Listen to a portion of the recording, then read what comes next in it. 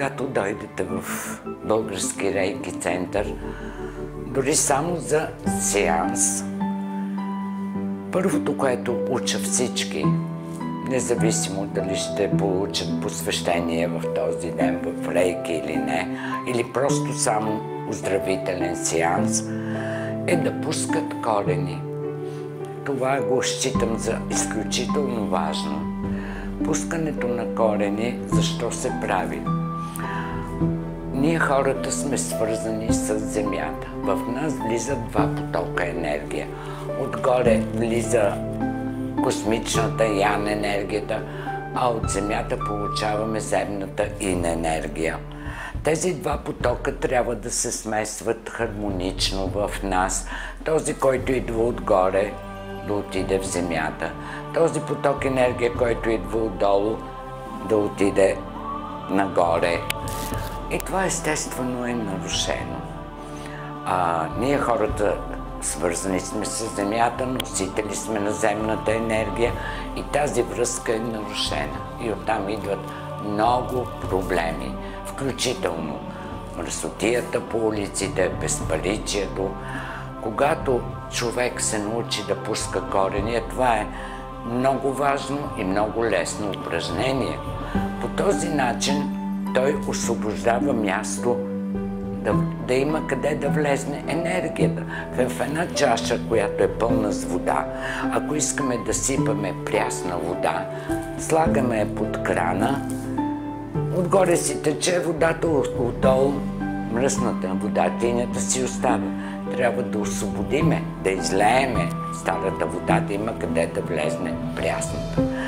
Така че пускането на корени, което прави сега в момента курсистката, ученичката, просто човек може да е седнал, легнал, прав, няма никакво значение. Започва да си повтаря на ум.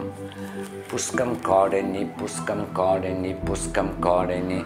Тези корени минават през пода, надолу през етажите. Няма значение колко етажа има надолу. Стигат до земята и продължават надолу, дълбоко в земята. Пускам корени, заземявам се, изчиствам се.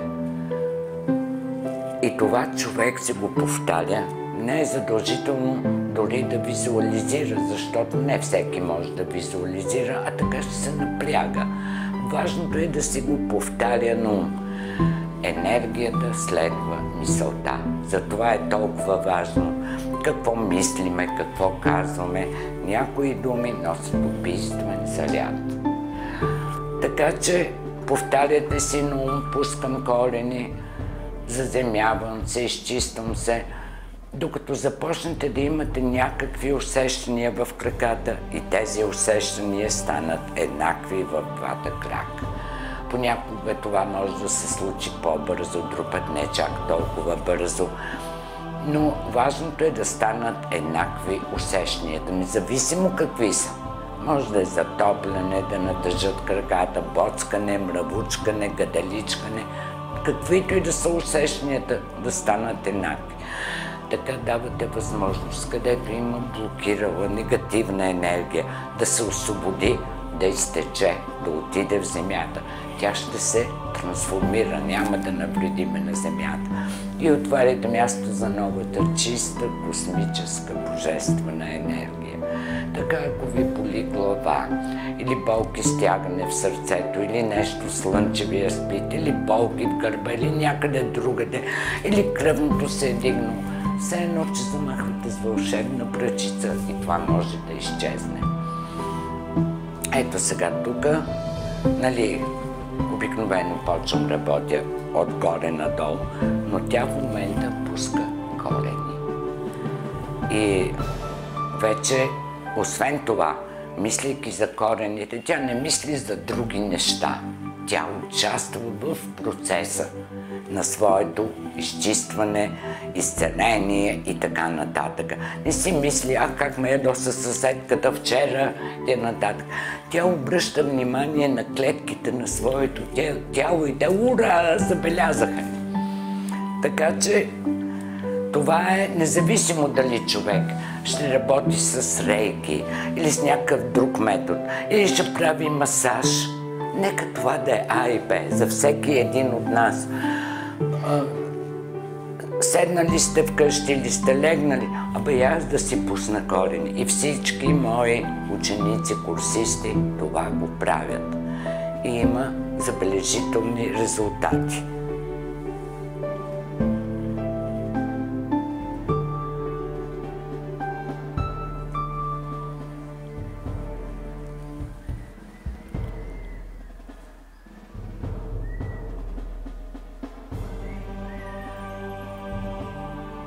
Много е важно човека, с когото ще работиме, да се е доверил. Ако случва се понякога да дойде човек, който има сериозни проблеми и си казва, нищо друго не му е помогнало, аз не вярвам в това, дай да видим няма ли да ми помогне. Честно да ви кажа, това е губене на време от моя страна да се опитвам да помогна на такъв човек. Той няма да приеме енергията. Човека, с когото работя, се доверява. Той приема енергията. Така, просто е безсмислено с такъв човек. Да, много хора идват с някакво недоверие, за първи път чуват за този метод, това е друго. Те много бързо се уверяват, убеждават в този много естествен процес. Всички се раждаме съзнанието и уменията да може да си служиме с енергията, но никой не ги развива и те закърняват. А могат да бъдат събудени. Това е, което правиме тук в нашия център. Обръщаме се към вътрешните ресурси на човека, настройвайки способността му за самоизцеление.